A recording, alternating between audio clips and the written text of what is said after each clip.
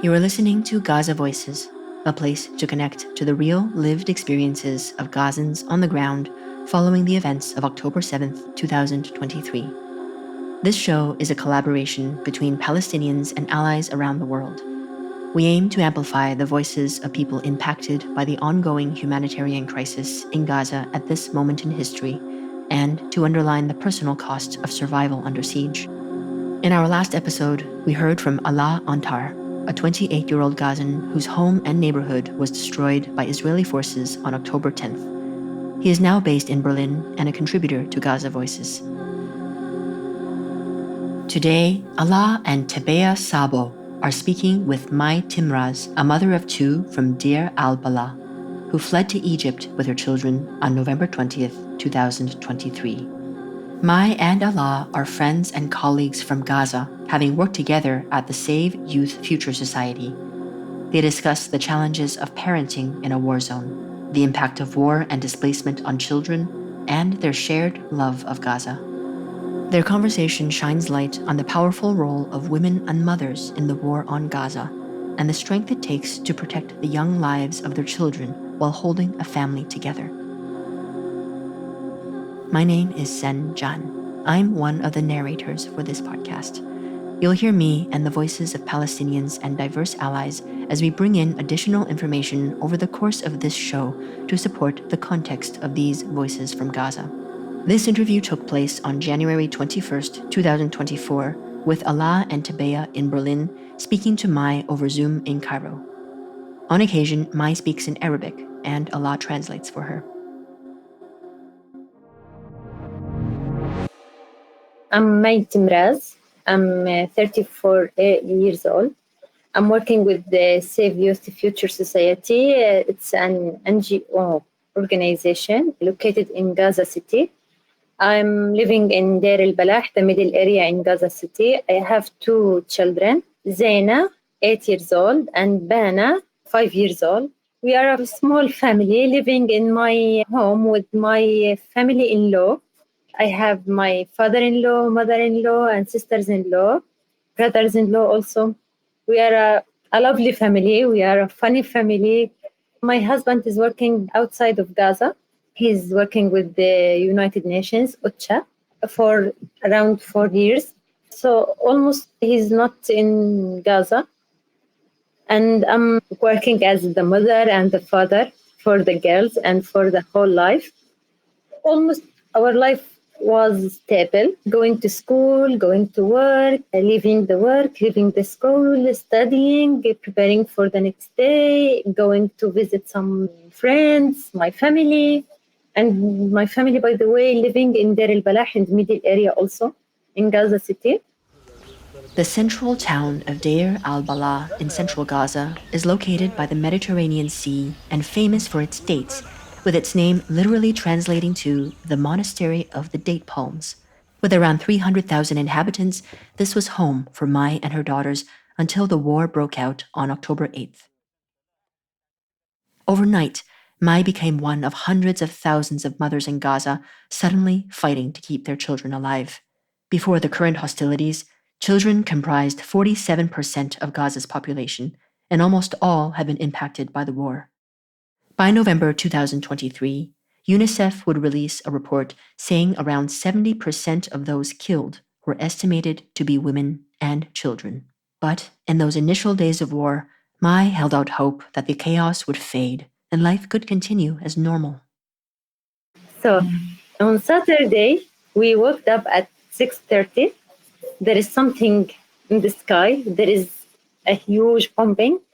So خلاص, we said like it's a moment, it's a minute, it's an hour, and everything will be okay. My daughters were off in this day, so we are sleeping. Mm-hmm. After that, I said like, no, I have to go to my daughters to check them if they are sleeping or they woke up and they are afraid. I went there. I kept sleeping with them for the first half an hour. After that, my brother called me, like, please evacuate your home, please, and come to our home. Why? Because I'm living in the, in the east of Deir al-Balah in the east of the middle area. So anything will happen, I'm near of it, little bit. So evacuate your home and come to our home. I laughed. I told him, خلاص, okay, I will try. No need for this. We did not imagine. We did not see a nightmare like we will see the things we saw. I did not leave my home that time. I feel like it's okay. As I said, 1 hour, 2 hours, 1 day, and everything will be okay. After the first and the middle of the second day, I feel, no, I have to leave my home because we are like 50 floors. So it's too much high. So any time the building will be bombed because it's too much high, and it's like I feel like they can see it, you see, and they will bomb it. How did you prepare? What did you prepare in this moment, take with you, and how did you get there to your brother? Let me say, like since 2014, when the war escalated in Gaza, we took a lesson learned that we have to prepare everything before a while. So the official papers for me, for my daughters, and for my husband is in one bag. My gold, my jewelry is in one bag. So these things are already prepared. Like most Gazans, Mai was already prepared to flee with her children. Living through recurring military offensives and airstrikes, those on the ground have learned to keep one critical emergency resource ready at all times: their go bag. This bag is packed with essential items to ensure quick evacuation and survival in case of sudden attacks, reflecting the grim reality of living in a perpetual conflict zone. The 2014 Israeli war on Gaza would have taken place while Mai was pregnant with her first daughter, Zaina. It claimed the lives of over 2,000 Palestinians and highlighted for Mai the constant and severe dangers on the ground. That assault lasted 7 weeks, but this time was different. After that, I took 2 clothes for me and 2 clothes for my ears. It's for 2 days, and I will come back to my home. I did not imagine that I will not return to my home. And it was summer, and I took summer wind clothes. After that, we went there. I don't have anything with me.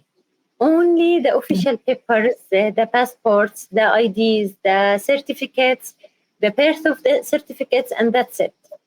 I don't have even clothes for my daughters. I tried one time. And could you go with the car to your brother?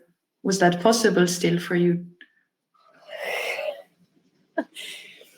When I went to I told him, he told me like, I will come and bring you, my brother. I told him, no, please, no. I told him, if you come, I'm afraid something will happen to you. So I'll try to take my daughters and the car and we'll be, to go to you. So honestly, I swear, I was trembling when I'm driving because no one in the street, only me and my daughters. No one. I'm driving like 120, 140 to reach my family home, which is far away of my home, 5 minutes in the car. But I feel like it's 50 minutes, like 5 hours. It was terrible, really. And while I'm driving, there is a huge bomb. I can't drive. My hands is trembling, my legs is trembling. So alhamdulillah, I went to my family home, and he's waiting for me in the street, near to his home. He opened the doors for me, and خلاص, go, take a breathe, and drink water, and everything will be okay. My mother and my father were in Canada, and they supposed to come to Gaza at the 10th of October. But unfortunately, the war, they still in Canada. My only brother took care of us, me and my other 3 sisters, and my daughters, and his wife, and his little kid, Rita, the 2 years, and the daughter of my sister. It's a 9 month only. Children have been at the center of Gaza's mass displacement crisis. By January, of the 1.7 million Palestinians displaced, almost half of them were children. We heard from Alaa in the previous episode how families in Gaza stayed together in one home for safety and comfort. For Mai, her sisters, and their kids, her brother's home became that place of refuge. Mai's husband was stationed in Yemen with the UN, and her sister's husband was in France for his work as a dentist. With their partners overseas, Mai and her sister relied heavily on their extended family to navigate the challenges of motherhood alongside the fear and anxiety of war, displacement, and dwindling resources. At the outbreak of the war, Israel imposed a complete siege of Gaza, with no electricity, food, water, or gas going into the territory. 1 week in, the desperate effects of the siege were already being felt across the Strip. Power was off, clean water scarce, and lines for bakeries extended up to 10 hours. Fuel shortages shut down water treatment and sewage systems, with health authorities warning about the spread of infectious diseases. Within this new reality, parenting took on a new meaning. Simple tasks like feeding children, bathing, or changing nappies became near impossible. Time only devastated the situation more. By March 2024, a UN-backed report said that 95% of people in the Strip faced crisis levels of hunger, while in the north of Gaza, UNICEF said 1 in 3 children younger than 2 years old were acutely malnourished. Within her brother's home, Mai's family rallied together, leaning on the strength of familial ties to stay alive and keep their children safe. Honestly, we slept from the first day in one room, closing to each other, because the news, the bomb, all over the whole thing. يعني it's like we'll face a war, not escalation, not like something will be for 1 day, 2 days, and that's it. No, it was a war. And we did not imagine it will be like this. My brother went to the supermarket as usual, bought something for the home, some food, some water, some flour, something like this, and he came back to the home. I have a car, and my father has a car. We did not imagine that we'll reach a day we can't use the car because it doesn't have a fuel. We want to buy a fuel. There is no fuel. We did not save some fuel for the coming days because خلاص, it's for a while and it will over as usual. How many people were you staying in your brother's house? We were 10, yes, with my family. We woke up early. My brother is working with NRC, Norwegian Refugee Council. So he's like, I don't know the exact position, but he's working with the security. And he has to give like a briefing every day about the situation in Gaza for the work. And he has many meetings. He has to make a spot check for all this stuff, if they are okay, if they're still in their homes, etc. So he has to work. He has to bring the food for us. He has to save the water. He has to do everything alone. After that, we try to help him as we can. After 1 week, less than 1 week, the electricity cut and there is no electricity. And because of there is no electricity, there is no water. Because the municipality can't bring the water for homes because there is no electricity.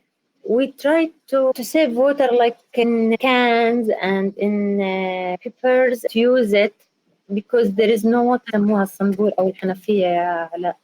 The tap water. The tap water, yes. There's no water there. No, we didn't leave the house. I told you that like the municipality will يعني بأنها بتضخ المية So regularly the municipality are just pumping the water to the houses with electricity, with like electricity motor pumping for water. So when the electricity cut off, the municipality cannot afford or cannot do the pumping to the houses. So there is like a land tanks.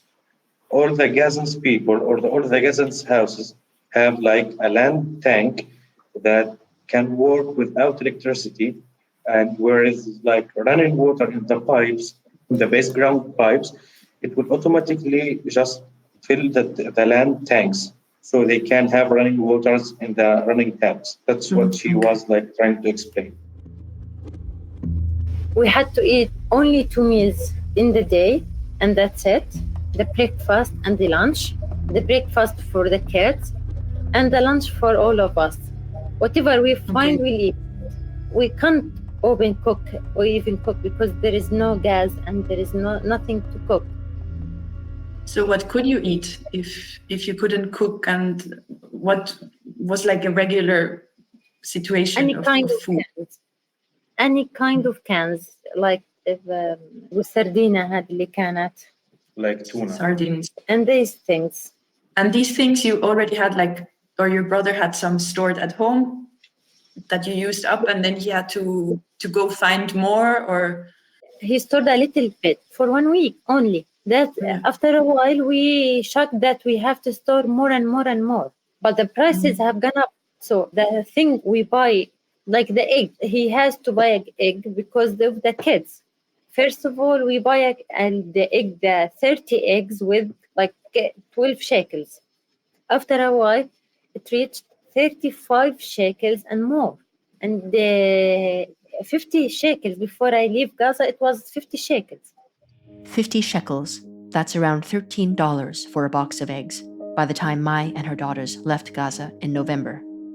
During this period, Oxfam issued a dire warning that starvation was being used as a weapon of war against civilians in Gaza, amounting to collective punishment, with Israeli forces deliberately obstructing the delivery of essential resources. The worsening food crisis forced many to consume expired canned goods, leading to several cases of food poisoning. As electricity and food became increasingly scarce, each day became a struggle for survival for Mai and her family. Woke up, search for water, if it is water or not, searching for electricity to charge up our phones. We are lucky because brother tried to find an electricity panels. He bought 2 electricity panels in order to solve the electricity problems. And because of his work, he buys the electricity panels. We use it in the day only because of the night. There is no electricity to charge the batteries of the electricity panels. Solar panels became a vital resource. In addition to helping power essential infrastructure like hospitals and wells, the panels allowed Gazans to charge their phones, stay informed of Israeli attacks, and maintain contact with loved ones.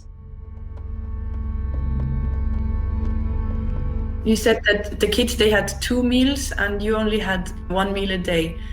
How much did this affect all of you? Too much. For me, like I lose weight, and for all of us, we lose too much weight. My brother lose around 17 kilos. Me, I don't know, more than all of us. I have dizzy all the day. I have a headache. My sister have stomach pain.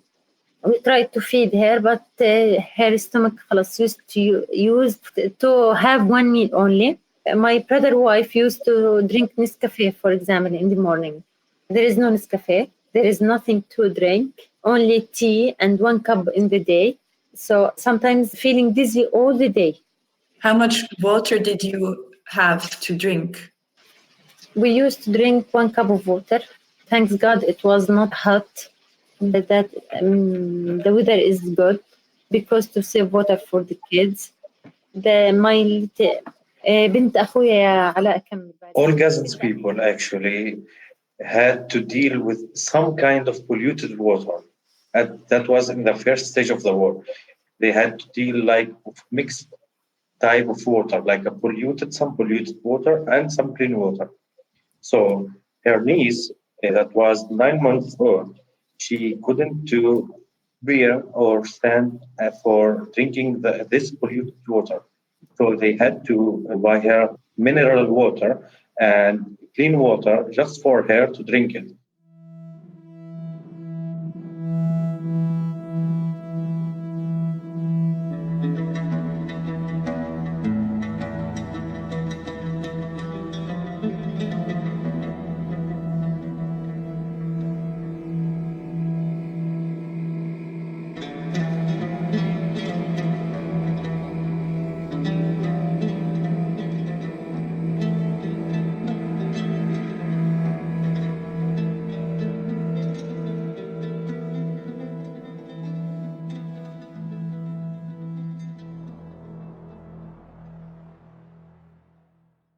One month into the war, Gaza's water production capacity was at 5% of its usual daily output.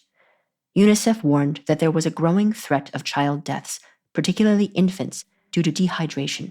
By April 2024, Save the Children confirmed the deaths from starvation and disease of 27 children in Gaza. Mai soon realized this war was different. Israel's bombardment showed no sign of slowing down, with indiscriminate and relentless fire across the strip. It was a parent's worst nightmare. Nowhere was safe. In November 2023, one child was recorded to have died every 10 minutes, with UN Secretary General Antonio Guterres describing Gaza as a graveyard for children. By March 2024, the UN Agency for Palestinian Refugees observed that more children have been killed in this war than in 4 years of conflict worldwide.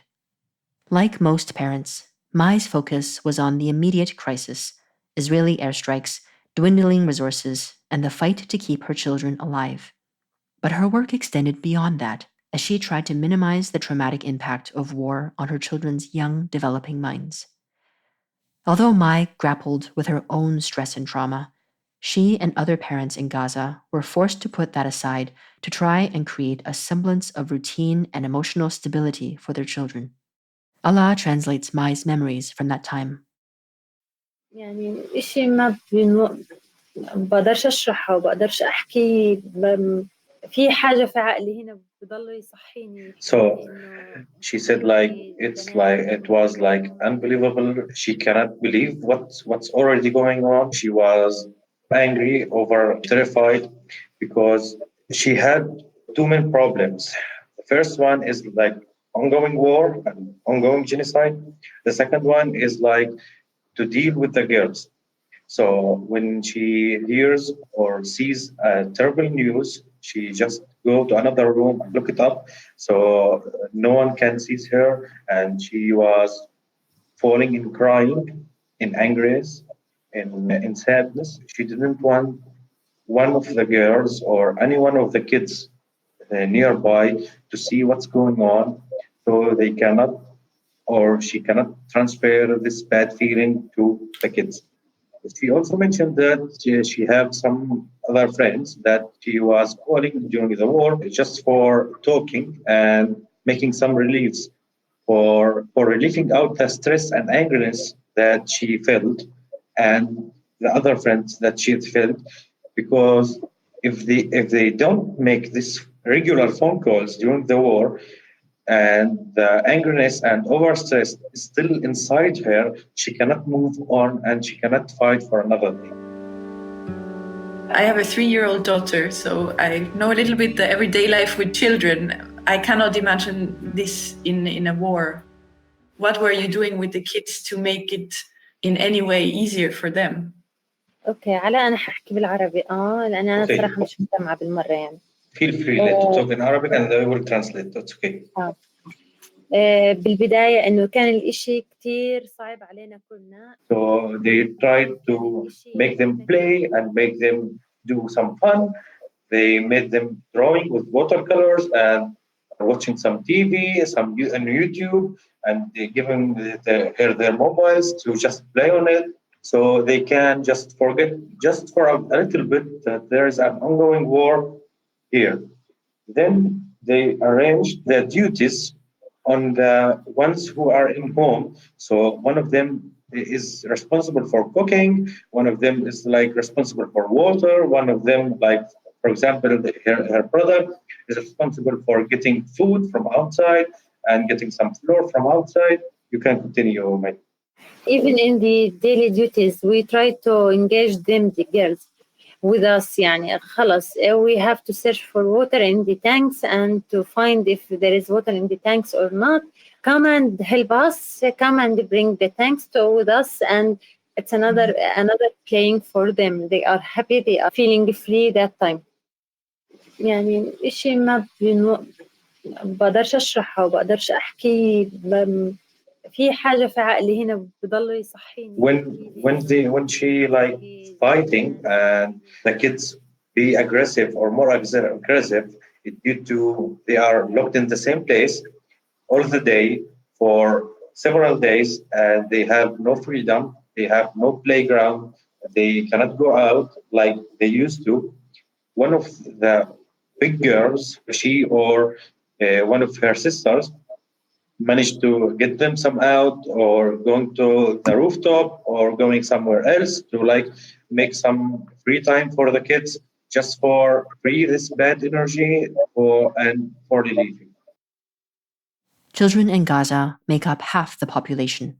The majority have only known life under the dire conditions of the Israeli blockade, which began in 2007.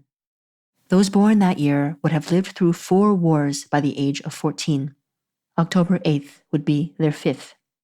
After an Israeli military attack on Gaza in 2021, Euromed Human Rights Monitor reported that 91% of children suffered from conflict-related trauma. For the children who have survived the incessant Israeli bombardments and forced starvation, the gut-wrenching reality of violence, fear, grief, and uncertainty has caused serious harm to their young minds. The loss and trauma children have endured in Gaza since the outbreak of the war has been monumental. 2 mothers have been killed every hour, according to UNICEF in November 2023. And by December 2023, Euromed Monitor has estimated that between 24,000 and 25,000 children in the Gaza Strip have lost one or both parents. It is now all too common to see young children searching for food to keep their families alive. They stand in long lines to get a plate of food to bring back to their mothers or to obtain a bottle of water for their families. Many children, including Mai's, exhibit a whole host of signs and symptoms of trauma, including anxiety, fear, nightmares, and withdrawing from loved ones.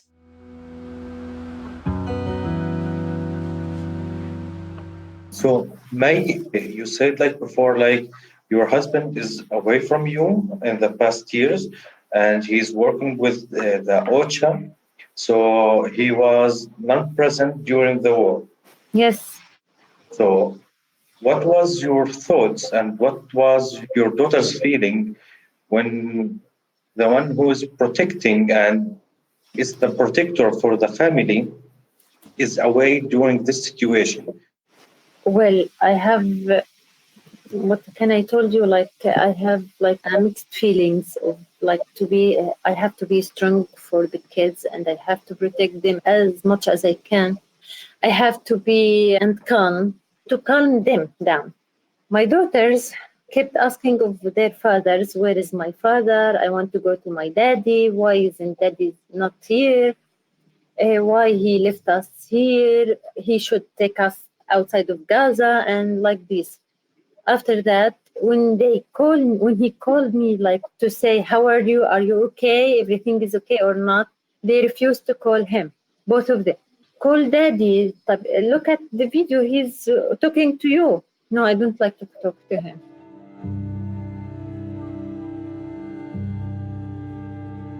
هو هم بعمالهم يعني بيعاقبوه بالإشي هذا. They are punishing their daddies because they think that he left them in this war and he's Yes. not here. They are feeling there is something not okay. They are feeling. Even Bana, the little one, "Mommy, I'm afraid." Why? By a sudden, like this. Why? I feel we will die. I feel something will happen to us. No, my uncle is outside of the home. Please call him and let him come to home because he might die outside of the home. I have to talk to her. I have to say some good words for her. I have to hug her. I have to kiss her. Something I have to play with her sometimes. They can't leave me. They can't. Even in the bathroom, if I want to go to bathroom, they use to stand in the door, close to the door. And even if they want to go to the bathroom, they ask me to go with them because they are very afraid.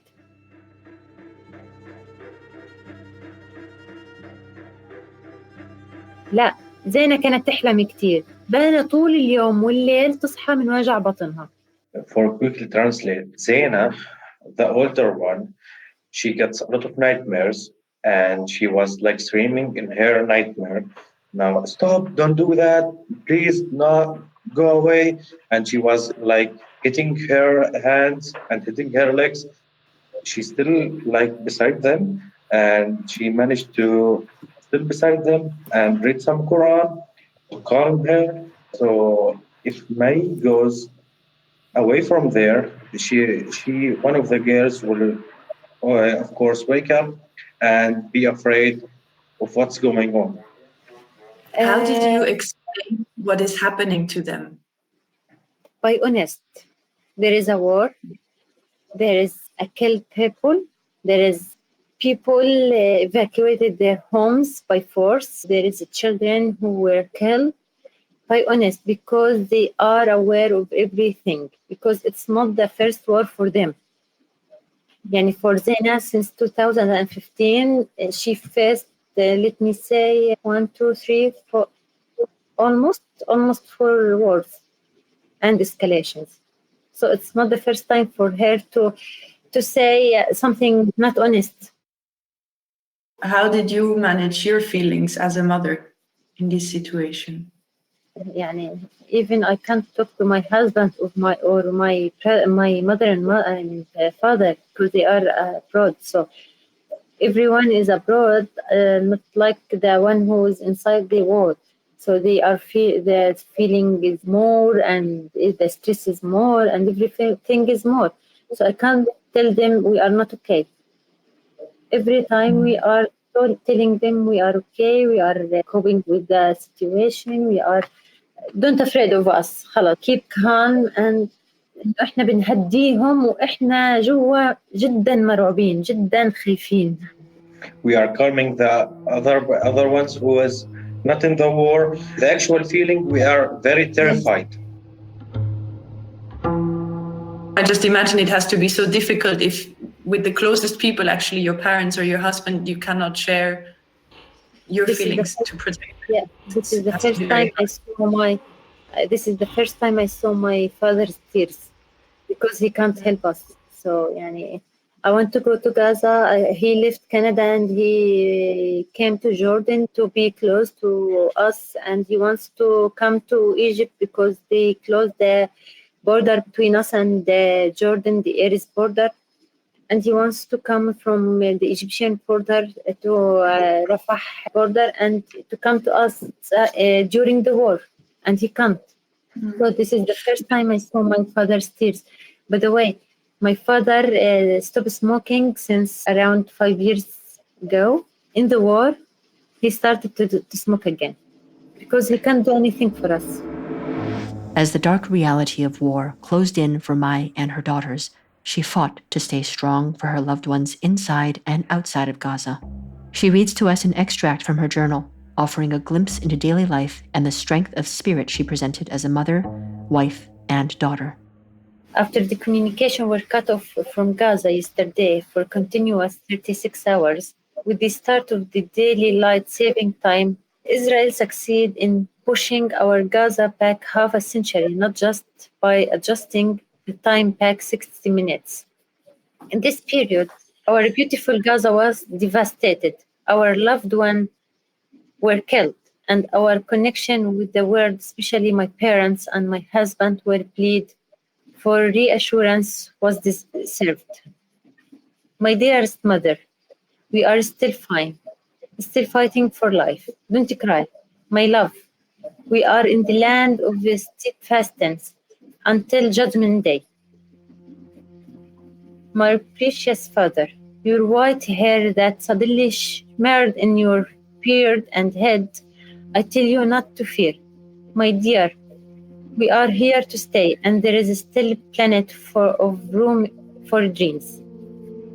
My dear husband, I'm fine, my love, and our daughter, two princes, are fine.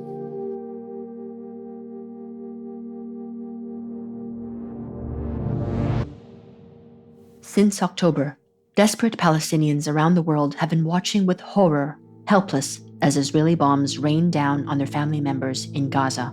Many are paying tens of thousands of dollars to evacuate their loved ones, others contacting a network of independent brokers and travel agencies who are selling permits to exit the territory for exorbitant amounts, around 5,000 US dollars per passport holder. For Mai, her husband's work with the UN meant she was one of the lucky ones. In November 2023, on the 45th day of the war, she and her daughters were evacuated from Gaza into Egypt under the United Nations evacuation plan. When was the moment that you knew this is different and you have to do something different? Because from my understanding, you're now no longer in Gaza.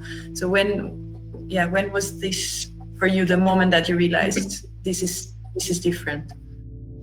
After the third or fourth day of the war, we saw that the two parties will not stop the war and they are continuing the war. So, oh my God, we are really in a war. We are not okay. We are hearing and we are sewing and the bombing everywhere. And even in my neighborhood, in my family neighborhood, many homes and many families we missed, and the houses bombed. So everywhere. When the UN or the United Nations decided to bring out all the UN staff and their first family, the husband, the wife, and the kids only outside of Gaza. It was since the first week, I think, the first week of war. So my husband called me. He told me, like, I sent email for the UN to evacuate you and Zen and Dana from Gaza. So, no, I will not, without any thinking. He told me, what are you saying? Please. No, I will not go outside of Gaza. I will die with my family, or I will live with my family. I will not leave my brothers, my brother, my sisters. I will not leave your family here. I will be with them. He told me, are you crazy? You'll go out. I told him no. After the 45th of the war, they told me at 11:30 p.m., tomorrow morning you have to be in the border. Like this. By a sudden, I have to prepare my things. I have to prepare my kids. They are sleeping. I'm not sleeping. Nothing is prepared. Even my bag, my official papers, my things. I can't. You said they told you that tomorrow you have to be there. Who do you mean with they? The UN staff. My family encouraged me, go, please go. At least if we have to go after you, we'll have somebody there to see and to receive us, like to welcome us in these other parties. I went with my tears. Mai was given 6 hours warning to prepare for the evacuation, 6 hours to pack up her life, gather everything she might need for her and her children, and to say goodbye to family and loved ones, not knowing if she will ever see them again. The ordeal did not stop when she reached the border. Although she had all the clearances and documentation, Mai had to wait 8 hours in panic and uncertainty with no means of contacting the outside world. Finally, Mai and her daughters were allowed through, and after a 30-hour journey, they arrived in Cairo, safe but exhausted. First of all, I came and I spent for 1 week in a hotel. It's okay. After that, my husband took me, by the way, he welcomed me in Egypt, my husband, before, because he has a mission here in Egypt for 2 weeks, and I came. He spent with me 4 days and he left Egypt. In the 4 days, he tried to activate me and to try to help me going back outside the war and something like this. He took me to the mall. If you want the clothes for you and for the kids. I saw the clothes, especially LC, Waikiki, and the fact of these brands we have in Gaza. So I saw the girls' clothes in these brands. This is for Zena and this is for Bana in our home. So I need very clothes. I don't want to buy anything from here. I need them. I saw the kitchen tools. I cried. I need my kitchen. I saw the cars. I saw the smells. I saw the furniture for them. Even the dealing with it and the communication here. We feel a stranger sometimes. In Gaza, everything is easy. Here we are, you're a stranger. You have to deal with us as we deal with ourselves. It's not easy. It's not easy. And sometimes you see the sympathy here with Gaza. Okay, but it's not like the sympathy in Gaza with each other. And I don't know.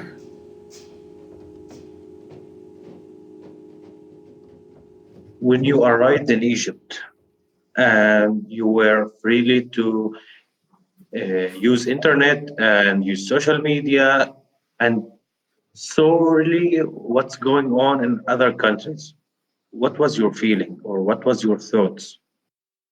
No need to see in Instagram or social media to see this.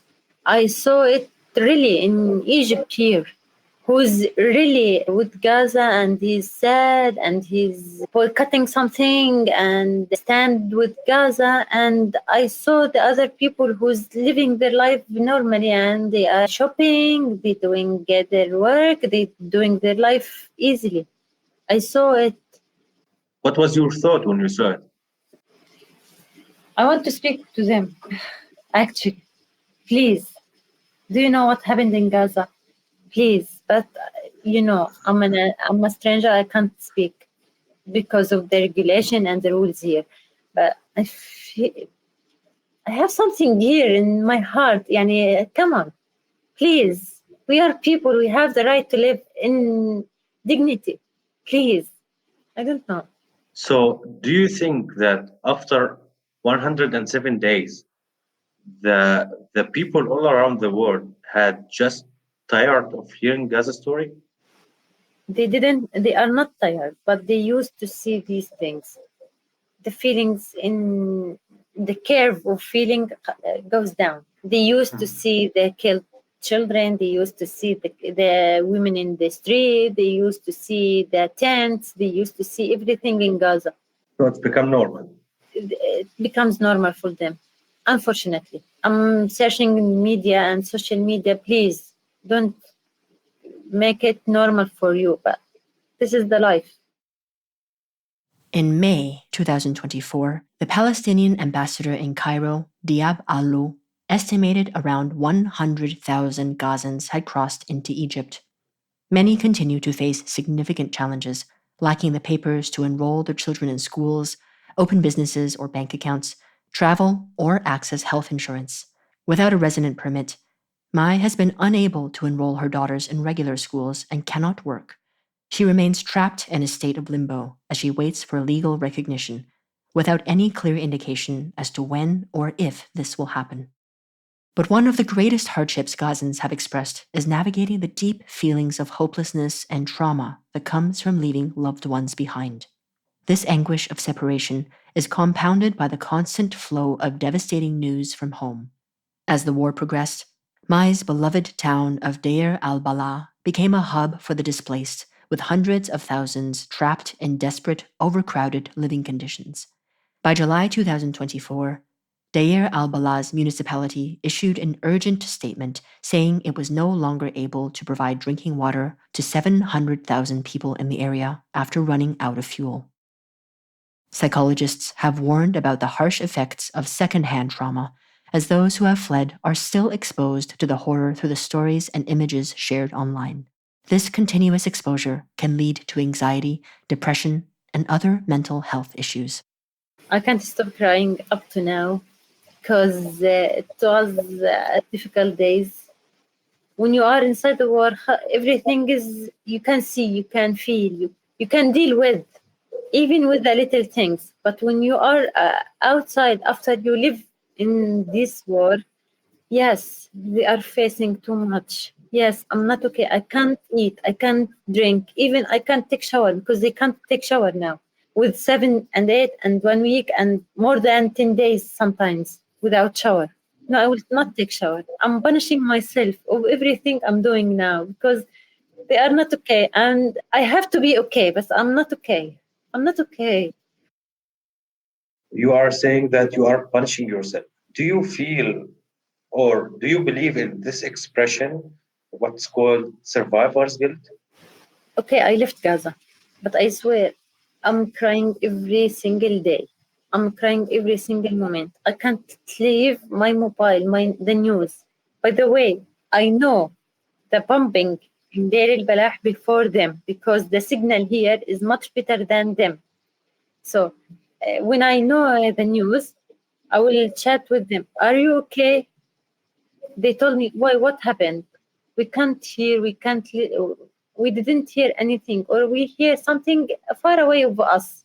I told them in this area and this place, and they are keep telling me, please keep the news away of you.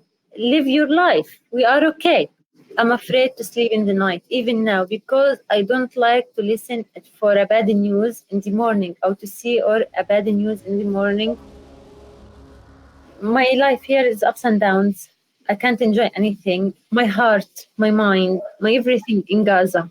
I'm physically in Egypt here only. All of my part there. I wish to go back to Gaza and to live with them in order to be close with them. I'm a survivor, okay. I'm here in a safe place with my 2 kids. Thank God for this. But still, I feel if I which is inshallah no يعني if I listen to a bad news to them I will die here. How did you deal when you heard a news about our relatives for some of friends, or actually some of our friends that passed away or that they got bombarded, their houses or themselves, or how was your feeling? مشاعر الخوف ومشاعر الرهبة ومشاعر العصبية اللي كنا فيها ومشاعر إنه إحنا نفقد حدا ومشاعر إنه إحنا. Here, Alaa translates Mai's response. I cannot describe my feelings. My feelings are complicated actually. Inside Gaza, we were operating from death, from war. There was different tastes for even frightening. But outside of Gaza, it's more complicated and it's more mixed because outside of Gaza, you are not just afraid from the war, you are afraid actually from losing someone you love, afraid from losing your home, losing your beloved ones, losing your personal things like home, car, etc. And the most feeling that dominating my feelings right now is like I can't do anything right now. I feel myself useless. I can benefit my friends. I cannot get my friends to evacuate from Gaza. I cannot help my beloved ones and my relatives in Gaza or outside Gaza. And the most important thing is like the war and the heavily bombing is like increasing, not decreasing. So every day I will be afraid more. Every day the IDF is like increasing their heavily bombing, so I afraid more. when, So when you are physically in Egypt, but you are mentally in Gaza. my heart, my mind, my everything in Gaza. When you call your friends and relatives in Gaza and you are just saying for them like I will go back to Gaza and relive the war and relive your situation. What is their response to you? Don't be crazy, please. Take us outside of Gaza. Are you crazy to think of this? Please think in reality. Think of yourself. Think in your future. Think of your kids. It's not allowed to them to live any more wars. Search for a place to help you to another country if you don't like Egypt and start your life with your kids and your husband. But I love my country. I love Gaza. Do you feel safe, Mai? No, Even that you are like approximately 500 kilometers away from war, do you feel safe right now? no. Actually, no. I can't. I can't deal with the people here. I can't deal with my situation here. I can't feel that I'm outside of Gaza. By the way, sometimes I missed my things in my house. So I feel like I'm far away of my home, like 15 minutes or 30 minutes. Okay, I will go and bring it. After that, I recognize that I'm in Egypt. I'm not in Deir el-Balah on Gaza. No, please wake up, please. So I'm trying to wake me up, but really, I'm not okay. I miss my home. I miss my bed. I miss my everything in my home. I miss my car. I miss my work. I miss my friends. By the way, I have two SIMs here. I have two Egyptian SIMs. One for the local, يعني, to call the Egyptian numbers and to use the internet, and one for Gaza for the international calls. I made it in order if I lost signal for anybody, I will call them internationally to listen to their voices, to know they are okay. Even it's too much expensive here. I'm spending too much money here, but it's okay for me. How are your kids now that you are in Egypt? What changes did you notice in them? They are hiding the bad feelings. I know. I'm trying to talk to them, but they are not so far so good. I will say this. I joined them to a national school here in order to not lose this year, this academic year, especially Zena in the third grade. So it's in the refresher and in the basics for the academic year, and Bana in the KG1. So I joined them in a school. They feel something strange because they used to start to study in Arabic. Now they are studying in English. So everything is strange for them. Even the curriculum for them is very easy, but the phrases and all this curriculum in English is very strange for them. They feel much better when my father and my mother left Jordan to Egypt and they are living with me now. But the behavior of them is not okay. They are fighting all the day. They are not. Their eating is not very well. Even their mind. Yani for me, Zaina, the biggest, used to memorize everything easily. But now, no. I'm facing that she's not memorizing everything, even the curriculum. Maybe that's because they are like missing their ordinary and normal life. Bana wants to go to Gaza, the Okay. smallest one. My father is joking with her. He told her, like, I will go to Gaza and you will stay in Egypt here. She told him by anger, no, I will go with you in Gaza and I will leave my mother here. If she wants to come, she's welcome. If no, she's خلاص, I will go with you. I will not stay here. I love Gaza.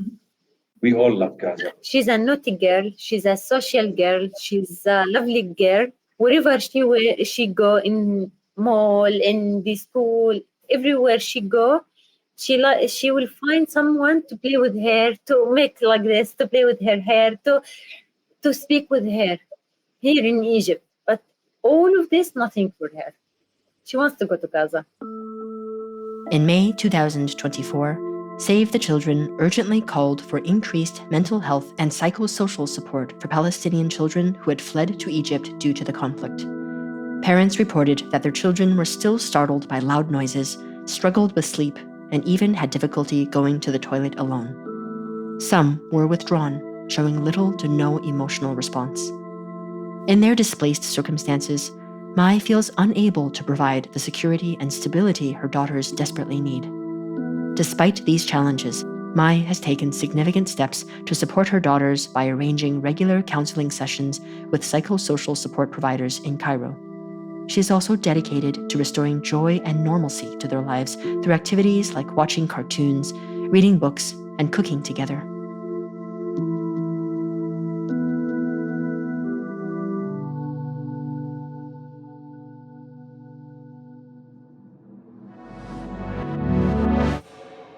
Gazans in the diaspora hold tightly to the images and experiences that define their home beyond the heartbreak of war, death, and displacement. Gaza cannot simply be reduced to its tragedies. It is a region steeped in history, culture, and natural beauty. The fertile soil and temperate climate of Gaza contribute to an abundance of natural fruits, while its historical monuments offer a glimpse into a past when Gaza was a vibrant crossroads of civilizations. And then there is the Mediterranean Sea, a place of calm and serenity that many of Gazan's inhabitants have relied upon to help escape the daily struggles of life under siege. I have a small question. What does Gaza seas mean to you? The friend of me, the close friend of me. I used to take my coffee and my car and go to the beach and stay there looking for the sea and talking to them too much and waiting for the girls to finish their school and again to take them from the school and to take the lunch from the restaurant and to go back to the sea and the beach and to have lunch there and to play in the ground there and after that go back to home. Sometimes we go again in the night with my family to have rest in the sea. The sea is our life. So it was your safe space. Safe space. The close friend, the secret things. I'm telling him, I'm dealing with him as a person. I'm fighting with my husband and go to the sea. Look what he did. Look what he made for me. Wow. So, Mai, what is your expectation for this interview? Why did you agree to make it, and were you okay with doing it? No, actually, I'm not okay to do this interview. Revisiting these moments is like peeling back layers of a one. So, but in other words, I'm happy. Like I'm still feeling sad of what happened in Gaza. I'm not like any other people who's used to see these scenes, and it's okay for him now because he used to see these scenes. We love our life, we love our homes, we love our children, we love each other. But this war, unfortunately, make us hate each other, fight with each other. Unfortunately, we hear the stories from this war because of the pressure and the war and the feeling and everything. And my expectation, inshallah, the curve of feeling, as I told you, will raise again, and the people will do something for Gaza because Gaza deserves, and the people of Gaza deserve everything good. Where people love to live, and people we love to have fun and to laugh, and we are a simple people. So, inshallah, this war will over. Mai is currently based in Cairo with her 2 daughters. Her sister Nuha and her 1.5-year-old niece were also able to flee. Mai's father spent the funds he had been saving for Mai and her sister's university education to help them escape. Without international evacuation schemes, this is the only viable option for those who can afford it. Unfortunately, those without the means have no choice but to remain. Mai's brother and in-laws are still in Gaza. Her in-laws have been displaced at least 4 times, moving between Rafah, Khan Yunis, and Deir al-Balah. At the time of this recording, on July 22nd, 2024, of the 39,000 Palestinians killed in Gaza, over half have been children and women. Throughout the rest of this year, Gaza Voices will bring forward individual interviews like this one to bring human perspective to the war in Gaza. If this episode touched you in some way, we ask that you pass it along to other people you know who are looking for new context and more information about what's happening in Gaza. Follow us on Instagram and YouTube at Gaza Voices 24. Our website is www.gaza-voices.com. Thank you for listening to these Gaza Voices.